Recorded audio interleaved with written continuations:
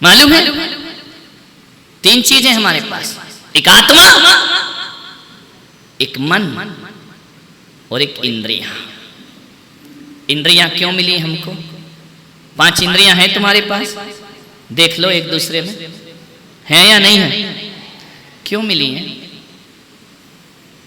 इंद्रियां? क्यों प्राप्त हुई? कब से मिली? अभी 2-4 घंटे पहले? या किसी की 60-70 साल हो गई, किसी की 80 साल हो गई? इंद्रियां क्यों मिली हैं? बोलिए। आपसे पूछा जाए कि आंखें क्यों मिली, ये पलक क्यों मिली है, ये कान क्यों मिले हैं, ये इंद्रियां क्यों प्राप्त हुई है तुमको? वजह क्या है इसकी? इंद्रियां क्या है? बोलो। क्यों है ये इंद्रियां? ये इंद्रियां शरीर की सुरक्षा है। किस लिए मिली है? शरीर की सुरक्षा के लिए। ध्यान रखना, छोटे से बच्चे को ये जो जिब्बा है ना, जीभ, इसमें थोड़ा सा गर्म दे दिया जाए तो जीभ पीछे हो जाती है। कौन करता है? अपने आप हो जाती है। एक कचरा, एक पतला महीन से महीन रेशमी धागा भी आ जाए तो पलक अपने आप बंद हो जाती है। करना पड़ता है या हो जाती है? बिना प्रयास के हो जाती है कि नहीं? थोड़ा सा कठोर कंकर दिखे, पैर रुक जाता है। रोकना पड़ता है क्या? नहीं रोकना पड़ता ना, यंत्रवत चलता है, ऑटोमेटिक सिस्टम है। भूख लगती है तो इशारा हो जाता है, प्यास लगती है, इंडिकेटर शुरू इंद्रिय का यहां से कि चलो पानी लाओ। ध्यान रखना, नींद आती है, इंद्रियां इशारा करने लगती कि अब सो जाओ, बहुत हो गया। समझ में आ रहा? इंद्रियां सुरक्षा है तुम्हारी। इंद्रियां नहीं हो तो सुरक्षा कैसे होगी? इंद्रियों का और कोई काम नहीं है, सुरक्षा करना इंद्रियों का काम है। एक छोटे से कभी खरगोश का बच्चा देखा? मैंने देखा, मैं कचनेर जा रहा था बहुत वर्ष पहले, अभी नहीं। एक जगह हम लोग रुके तो बहुत सारे खरगोश थे। मैं सामयिक कर रहा था तो ना जाने वो कहां से आकर मेरे चारों तरफ छोटे छोटे से घूमने लगे। आकर के देख रहे हैं, बैठ रहे हैं, क्या सोच रहे हैं वो मैं नहीं जानता, क्योंकि मैं इंसान हूं, वो खरगोश है। मुझे क्या मालूम वो क्या सोच रहा है। एक आदमी मिला, बोले आपके यहाँ जो डॉगी है ना, कुत्ता है ना, वो बड़ा धर्मात्मा है, बड़ा ज्ञानी है, आपकी शरण मिली, भगवान की शरण में रह रहा है। मैंने कहा वो कितना धर्मात्मा है मैं नहीं जानता। बोले नहीं मैं तो जानता हूँ। मैंने कहा तू जानता होगा, कुत्ते की बातें इंसान कैसे जान सकता है? कुत्ता क्या सोच रहा वो अपन क्या जाने हैं? सुरेश, अब वो कुत्ता क्या सोच रहा है वो तो तुम बता सकते हो अच्छे से। कुत्ते क्या सोचते हैं मुझे क्या पता है? मुझे कुत्तों के बारे में बाहर से तो जानकारी, भीतर की नहीं है। ध्यान रखना, क्योंकि मैं एक इंसान हूं। वो खरगोश आए, एक छोटा सा खरगोश, महीने 1.5 महीने का होगा, बड़ा कोमल था, बड़ा सुंदर था। मैंने उसे हाथ पे रखा, हथेली पर, बड़े आराम से बैठा। मैंने सिर्फ इतना कहा, इतना कहते उसके कान खड़े हो गए। मैंने कहा ऐसा क्या कहा है कान खड़े हो गए? इंद्रियां सुरक्षा है। ये जो आवाज मैंने की वो शायद खरगोश को सांप की आवाज लगी होगी, उसे लगा कि कहीं असुरक्षा है, कान खड़े हो गए, ध्यान से आवाज को सुनने लगे। किसने बताया उस खरगोश को कि शरीर की सुरक्षा कैसे की जाती है? इंद्रियां केवल सुरक्षा और संवर्धन, संरक्षण और संवर्धन को मिली है। इन इंद्रियों से अपनी संतति को जन्म दे सकते हो, संवर्धन कर सकते हो, इन इंद्रियों से सुरक्षा कर सकते हो। ये इंद्रिय सुरक्षा के लिए प्राप्त हुई है। आदमी अपने आप अलर्ट हो जाता है, थोड़ा सा कुछ भी भय दिखे, खतरा दिखे, इंद्रियां अलर्ट हो जाती है या नहीं हो जाती? करना पड़ती है, अपने आप हो जाती है। बोलो। मैं ग्वालियर में था एक बार, मुरार में पंचकल्याणक था। मध्य प्रदेश में पंचकल्याणक होता है तो वहाँ गजरथ की फेरी होती है, और प्रदेशों में नहीं होती है। वहाँ ज़्यादा महारथी लोग हैं जो रथ चलाते हैं। एक हाथी जो रथ में लगा है, वहां पर कीचड़ हो रही थी, पानी हो रहा था, तो किसी ने लोहे की एक प्लेट डाल दी कि हाथी स्लिप ना हो जाए। मैं देख रहा था उस गजरत की फेरी में लोग तो नाचने गाने में मस्त थे। मैंने कहा हाथी क्या करता है? वो प्लेट 3 फीट होगी, हाथी ने पैर नहीं रखा, वो उसे लांग कर जाता। हर 7 फेरियां हुई, लेकिन 7 फेरियों में हाथी ने प्लेट पर पैर नहीं रखा, वह लांग के जाता है। इंद्रियां काय के लिए हैं? क्योंकि उसे मालूम है कि एक बार मैं धोखा खा चुका हूं। जब हाथी को पकड़ते हैं तो किसी गड्ढे के ऊपर घास बिछा के रखते हैं, और जब वह उस पर पैर रखता है तो गड्ढे में नीचे गिर जाता है। वो एहसास उसे आज तक है। जहां कहीं भी खतरा होता है, हाथी इतना समझदार प्राणी है कि वह मार खा लेगा, लेकिन वहां कभी पैर रखता नहीं है। इंद्रियां सुरक्षा करती हैं आदमी की, सुरक्षा के लिए इंद्रियां मिली। बड़ी मजे की बात है, एक आत्मा है, एक मन है और एक इंद्रियां है। आत्मा को एक बिंदु समझो, एक छोटा सा डॉट, बीच में मन, फिर इंद्रियां। जब ये मन बिंदु की तरफ वापस लौटता है, केंद्र की तरफ, तो ये आत्मा को प्राप्त करता है। जब मन इंद्रियों की सहायता में जाता है, इंद्रियों से सहायता लेता है, तो यह विकास करता है। बस उस विकास का नाम संसार है, और मन का केंद्र में लौट आना, इसका नाम अध्यात्म हुआ करता है, इसका नाम मोक्ष हुआ करता है, इसका नाम निर्वाण हुआ करता है। अभी तुम्हारा मन विकास कर रहा है, अभी तुम्हारा मन संवर्धन कर रहा है, अभी तुम्हारा मन संसार का निर्माण कर रहा है, क्योंकि वह इंद्रियों के सहारे जी रहा है। और जब यह मन लौट करके अपने आप में केंद्रित होने लगता है, उस समय वह संसार नहीं, वह परमात्मा का निर्माण किया करता है। अपने भीतर परमात्मा को, उस बिंदु की तरफ वापस चलो। ध्यान रखना, कभी गंगा में जाकर देखना, एक वो लोग हैं जो गंगा में डूब बह करके गंगा सागर की ओर जाते हैं, वह विकास कर रहे हैं संसार का। और एक वह है जो गंगोत्री की तरफ जाता है, गंगा की धार के खिलाफ जाता है। एक बात याद रखना, गंगा के साथ बहने में कोई कठिन साधना की जरूरत नहीं है, और गंगोत्री की तरफ जाने में कठिन साधना की जरूरत होती है। मैं आपसे कह रहा हूं कि जो गंगोत्री की तरफ जाएगा, गंगोत्री का अर्थ होता है निर्वाण और मोक्ष। अरे जो गंगोत्री की तरफ जाना मोक्ष मार्ग है, और संसार का मार्ग है सागर की तरफ जाकर विकास कर लेना। अपना ध्यान रखिए, कौन सी यात्रा करना है? सागर की तरफ जाने में कोई मेहनत थोड़ी कर, बहते जाओ, गंगा पटक देगी ले जाकर उस सागर में। तुमको ध्यान रखिए, गंगा की विपरीत धारा में बहना। ध्यान रखना, इंद्रियों का केंद्र की तरफ लौटना, इस मन का अपने केंद्र की तरफ लौटना चाहिए। एक मालूम है, प्रकृति हम कितना नियम लेते हैं, आज नमक नहीं खाना, आज घी नहीं खाना, आज शक्कर नहीं खाना, आज तेल नहीं खाना। ये रस्सी बतलाई ना तुम्हारे लिए, रस परित्याग। कभी एक बात देखो, एक खरगोश, एक जानवर जो घास खाता है ना, वो घास से कभी उबता है? विचार करें, घास से कभी उबता है कोई जानवर? जो घास खाने वाले हैं, उन्हें कभी लगता है यार इसमें थोड़ा सॉस भी डाल दो, थोड़ा छौंक तो लगा दो इसमें? लगता है कभी जानवर को ऐसा? और यदि तुमने दुर्भाग्य से लगा दिया छौंक, तो वो खाएगा नहीं। ध्यान रखना, विचार करना है।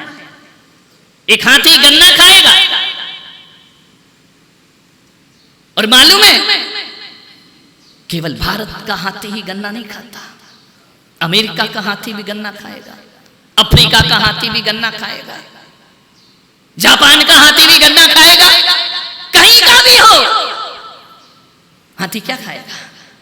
गन्ना खाएगा ना, कि कुछ और खाएगा? यदि हाथी के सामने मांस रख दिया जाए, खाएगा क्या? क्यों? अमेरिका का हाथी मांस खाएगा? नहीं खाएगा। चाइना का हाथी क्या खाएगा? गन्ना ही खाएगा ना, पत्ते ही खाएगा ना, वो और चीज नहीं खाएगा। ध्यान रखिए, वो वही खाएगा जो उसे खाना है। कहीं का भी हो, लेकिन आप बताओ मनुष्य ऐसा क्यों नहीं है? होटल में जाता है ना, 5 स्टार 3 स्टार, चाइनीज भोजन लाओ, साउथ इंडियन भोजन लाओ, मारवाड़ी लाओ, बुंदेलखंडी लाओ। ये आदमी इतनी चॉइस क्यों है? वो तो एक ही चीज खाते हैं। वो तो कभी कहते हैं तुम ऊब जाते हो, पत्नी रोज रोज रोटी बना, क्या ये तू रोटी रोटी बनाती रहती है, मन ऊब गया ये खाते खाते, कुछ और पराठे भी तो बनाया कर। ये जानवर ऐसा क्यों नहीं कहता है? जानवर क्यों नहीं ऊबता है? आप क्यों ऊब जाते हैं खाने से? रोज रोज एक चीज बने ना, रोज खिचड़ी रोज दाल, रोज खिचड़ी रोज दाल, रोज वही वही खाना बने तो मन क्या करता है? बोलो, ऊब जाता है। कुछ और खाओ। ध्यान रखना, पशु के साथ ऐसा क्यों नहीं होता? कभी तुमने देखा कि कोई गाय घास से ऊब गई हो? बोलो अजित, मतलब वही खाएंगे। कभी नहीं कहती कि यार ये थोड़ा अच्छी क्वालिटी की घास लाओ। कभी नहीं कहती कि मैं चाइनीज घास खाऊंगी, मैं साउथ अफ्रीकन घास खाऊंगी, साउथ इंडियन घास खाऊंगी। ऐसा बोलती है क्या कभी? ये घास भी वही खाएगी, यहाँ की गाय भी, हरियाणा की गाय भी वही खाएगी, पंजाब की गाय भी वही खाएगी। आदमी को पंजाब का है तो पंजाबी भोजन, राजस्थान का है तो मारवाड़ी भोजन, महाराष्ट्र का है तो महाराष्ट्रियन भोजन। आदमी के साथ इतना आडंबर क्यों है?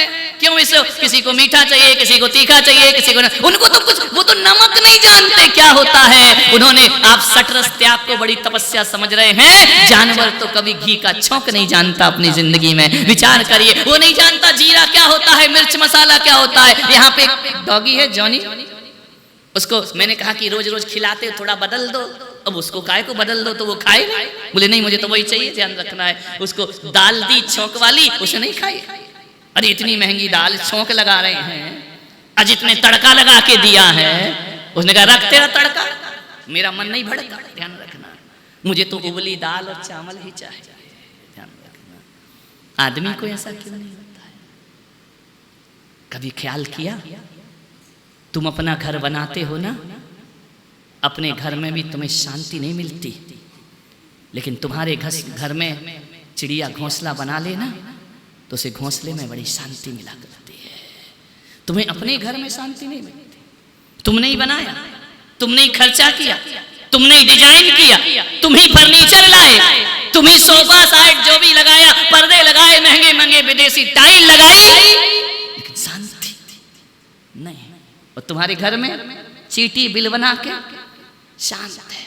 तुम्हें सोच रहा है ये मकान बिके तो दूसरा बना लो, और बड़ा बना लो, और एक चीटी को निकालना, वो बार बार उसी घर में आती, उसे कहीं नहीं जाना है। ध्यान रखना, उसे तुम्हारे घर में बड़ा सुकून मिलता है। उस चिड़िया को तुम्हारे यहाँ घोंसला बनाने में बड़ा सुकून मिलता है।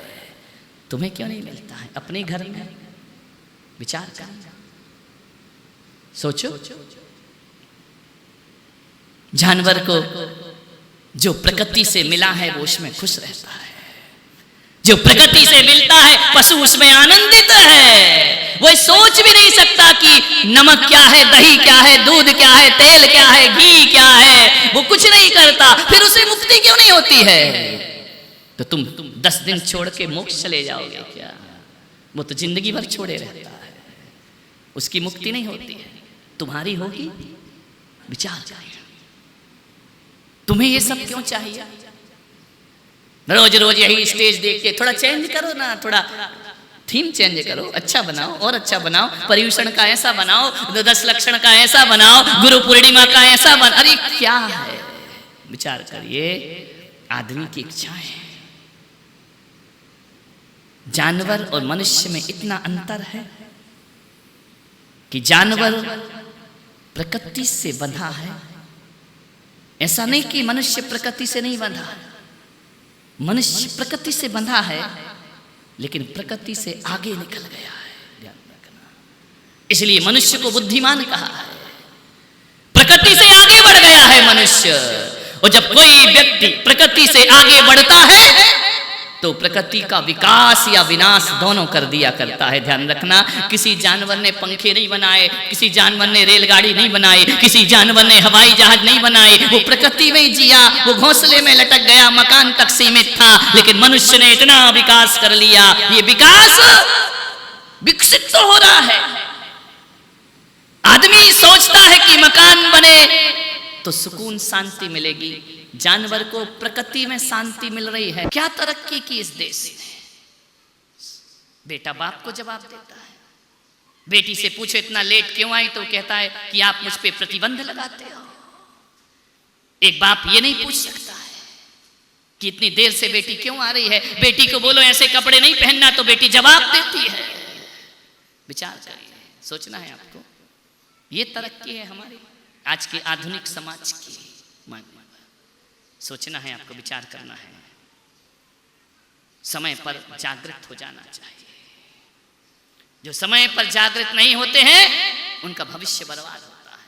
धृतराष्ट्र पुत्र मोह में जान रहा है कि नालायक बेटा है, सर्वनाशी बेटा है, कुलकलंकी बेटा है, तो भी पुत्र का मोह है, पुत्र का लोभ धृतराष्ट्र को सत्य नहीं देखने देता है। ध्यान रखना, आप भी तो धृतराष्ट्र की तरह बच्चों के साथ शामिल नहीं हो। ध्यान रखना, धृतराष्ट्र शामिल थे दुर्योधन की साजिश में। ध्यान रखना, एक पुत्र का मोह था, ये लोभ था बेटे का, बेटे से राग था, धृतराष्ट्र उसका सहयोग कर रहे थे। और यदि आप भी धृतराष्ट्र की तरह औलाद का सहयोग करोगे तो जो दशा धृतराष्ट्र की होती है वो दशा। और तो और धृतराष्ट्र तो छोड़ो, वो पत्नी गांधारी पट्टी बांध कर बैठी। अब बोलो ऐसी परिस्थिति में पट्टी खोलना थी या बांध के बैठना थी? विचार करना है आपको। समझदार स्त्री तो होती तो क्या करती कि पति तो अंधा है, इसकी तो बाहर से फूटी क्या भीतर से भी फूटी है, मैं तो जागृत रहूं। ध्यान रखना, नहीं, उसने भी पट्टियां बांध ली। ध्यान रखना, मालूम है पट्टी एक बार खोली गांधारी ने। ऐसा मैंने महाभारत में सुना। कब खोली पट्टी गांधारी ने? एक बार खोली। कब खोली? जब उसके 99 पुत्रों की मृत्यु हो गई, तब पट्टी खोली। ये पट्टी पहले खोल लेती तो 99 मौत के घाट नहीं उतरते। ध्यान रखना, समय पे पट्टी नहीं खोली। अरे उस समय गांधारी पट्टी खोल लेती जब दुर्योधन उसकी कुलवधू का चीरहरण कर रहा था, उस समय गांधारी ने पट्टी नहीं खोली। यदि उस समय 2 इंच की पट्टी खोल लेती तो 7 मीटर की साड़ी किसी स्त्री की खींची नहीं जाती भरी सभा में। ध्यान रखना, अरे पट्टी खोल के 2 चांटे लगाती दुर्योधन को कि देख ये तू क्या कर रहा है, कुल का नाश कर रहा, लेकिन वो पट्टी बांध के समर्थन करती रही। ध्यान रखना है, आप भी यदि अपनी औलाद का समर्थन करते हो गलत चीजों का, तो जो हाल कुरुक्षेत्र का होता है वह हाल तुम्हारा भी होने वाला है। ध्यान रखिए, एक सच्ची माँ को अपने बच्चों से प्यार करना चाहिए, बहुत प्यार करना चाहिए, लेकिन गांधारी जैसा प्यार नहीं करना चाहिए, धृतराष्ट्र जैसा प्यार नहीं करना चाहिए। ध्यान रखना, जहां जरूरत पड़े तो माँ बाप को उसे रोकने का पूरा हक होना चाहिए। ध्यान रखना, इतना भी हक नहीं दिया तो बर्बादी होगी। खोल लेती पट्टी उस समय जब द्रौपदी का चीरहरण हो रहा था। 2 इंच की पट्टी नहीं खोल पाई और वहां उतनी बड़ी साड़ी खींचने में बेटे का समर्थन करती है। और ध्यान रखना, ऐसा सहयोग करती है वो अंधी गांधारी कि जब 99 पुत्र मर जाते हैं तो जो उसने पूरे जीवन भर अपनी आंखों को बंद करके तपस्या हासिल की थी, पूरे जीवन भर आंख बंद करी रही गांधारी, उसने ऐसी तपस्या से ऐसी रिद्धियां हासिल की कि उसने कहा कि दुर्योधन तू नग्न होकर मेरे सामने आ, और जहां जहां मेरी दृष्टि पड़ेगी तेरा शरीर वज्र का शरीर हो जाएगा। ये मैंने आंखें बंद करके तपस्या की है। ध्यान रखना, पूरी तपस्या एक औलाद में झोंक दी उसके स्वार्थ सिद्धि के लिए। मान्यवर, ये तो प्रतीक है, ये तो संकेत है। ऐसा हुआ है या नहीं हुआ है मुझे नहीं पता है, लेकिन मैं आपसे कहता हूं आपकी ये तपस्या भी कहीं क्षुद्र चाहतों के लिए बर्बाद ना हो जाए। ध्यान रखना, अपने पुत्र को बचाने में सौंप दिए, लेकिन क्या कर पाई वो? एक मोह ने क्या किया, एक लोभ ने क्या किया? दुर्योधन मारा गया कि नहीं मारा गया? ध्यान रखना, जो अंग बचे थे उस जंघा को ही तोड़ दिया जाता है। ध्यान रखिए। मान्यवर, आपसे निवेदन है, कभी अपनी औलाद की गलत आकांक्षाओं का समर्थन धृतराष्ट्र या गांधारी बन के नहीं करना। ध्यान रखिए, नहीं तो जीवन दुखदाई होगा।